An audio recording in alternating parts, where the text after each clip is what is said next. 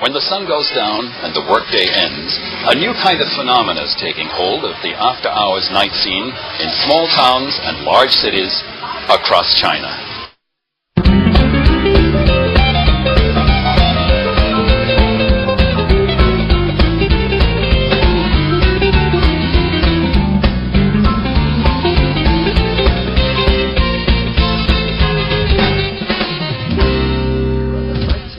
Of Shichahai as day dissolves into the shadows of night and the aspects of monochromatic beauty transform into a technicolor world of fairy lights and twinkling color reflected in the sparkling ripples of the ancient waters of Shichahai Lake. In the many small and intimate bars of Shichahai, we can experience the elegance of an understated imperial influence.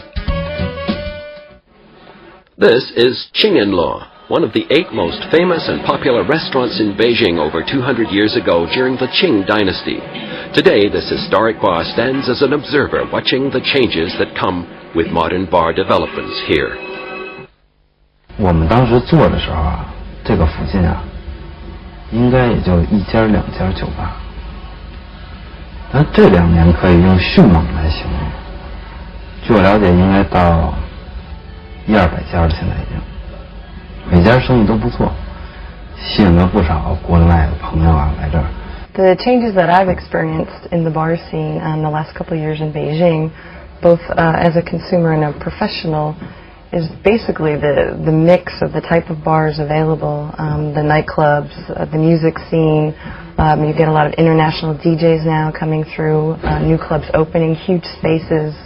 It's definitely an environment that's changing and offering a lot more nightlife to people in terms of music, nightclubs, places to hang out, entertainment in the evenings. It's really changed dramatically. No, it's not a scene from the old Hollywood movie, Shangri-La. In reality, we've just entered a slice of life from another world. Suddenly, it seems like we've passed through a magic door that leads us directly into the mysterious land of Tibet. Could you believe, here in the very heart of Beijing, this totally authentic Tibetan bar and restaurant is real in almost every detail. Look closely and you'll see everything and everyone here actually comes from the Tibetan region.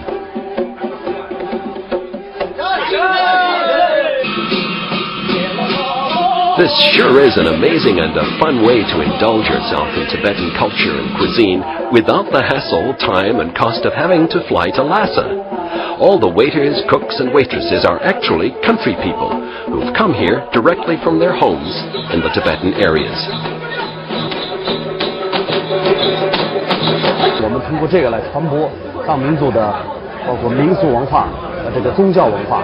那么这里边包括这个民俗文化里边包括就像咱们藏民族的像这个歌舞艺术、绘画艺术、建筑艺术，反正通过这么一个窗口，然后呢，尽我们的所能，就说展示给更多的人们，更多的北京人，在北京的更多的外国人，让他们在这里就说能够领略一种文化的风情。So, when in Tibet, let's get cultural and do as the Tibetans do.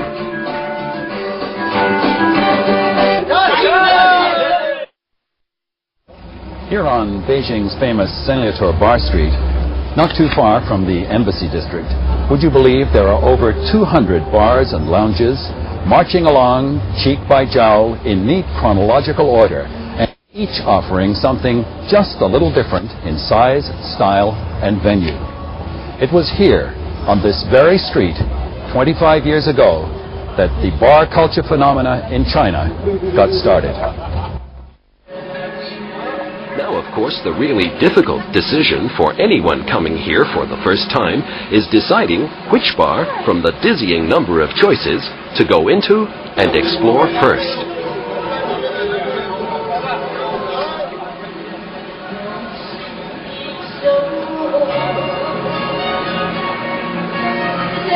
For a real touch of melancholy, run, don't walk in the direction of a place that goes by the name of the Boys and Girls Club. 因为我们酒吧的是以音乐为主，算一个演绎吧。它囊括了最新的、最前沿的音乐和一些比较怀旧一些的中文、英文歌曲，能够引起很多客人的共鸣。大家在这里啊，就是说比较相互能够交流，能够融合了，大家能够成为好朋友，有一种很良好的气氛，同时也是一种中方文化和西方文化能够一个很好的一个交流。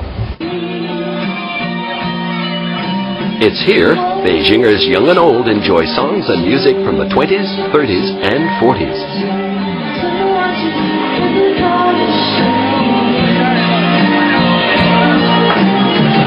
多年来形成自己一个特色，就是以各种新歌、老歌，以中文的那些什么怀旧歌曲啊，还有一些比较新的歌曲，然后贯穿到一起，然后组织的这种跟台下观众的一种互动。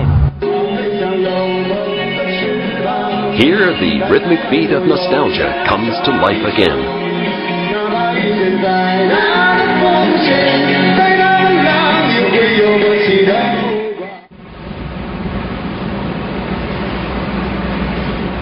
Now, here, in amazing Shanghai City, the last few years have seen a white-hot explosion of sophisticated bars and night spots. Today, in Shanghai, the city that never sleeps, the bar culture phenomenon takes on a different perspective. Seems like any time is party time here in the city called the Pearl of the Orient. From the late 1800s to the early 1940s, Shanghai was acclaimed the Paris of the Orient by people of all nationalities who flocked to this biggest, busiest, richest, and naughtiest of China's international settlement seaports, with two thoughts in mind: to make money and to have a good time, specifically in that order.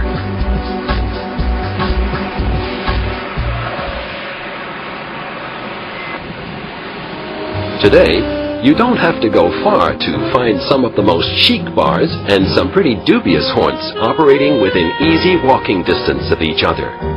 But regardless of how much times have changed, or the old buildings and locales demolished in the name of progress, some things never change.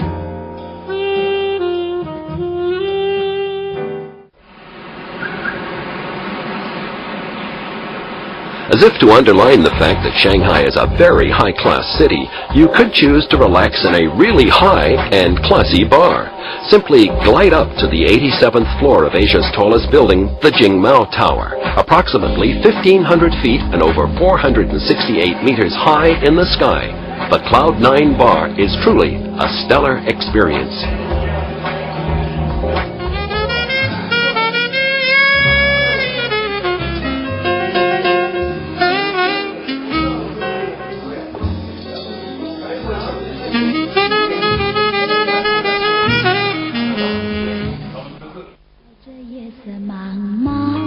One of Shanghai's jewels of modern redevelopment, nestled amongst the galaxy of space-age skyscrapers, is Xintandi.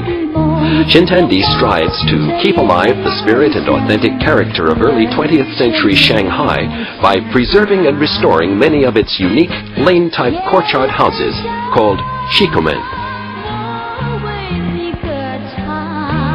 Today, Xintandi has become the city's latest darling with well-heeled Shanghainese and upscale globe-trotting tourists because it's not just a place to see, it's a place to experience the magic and romance of Shanghai of yesteryear. Xintandi is one of this city's best cross-cultural experiences, both by night and by day. It offers wonderful and easy opportunities to meet and greet new friends in Shanghai.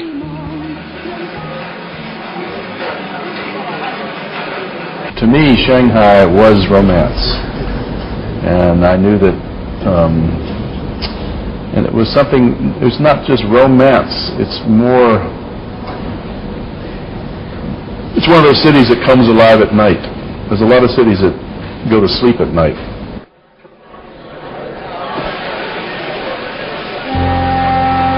This little oasis of old-world charm becomes a world apart as night takes the day people to bed, to the multi-tempo beat of dozens of bands and musical shows. Entertainment venues cover the spectrum of tastes and delights.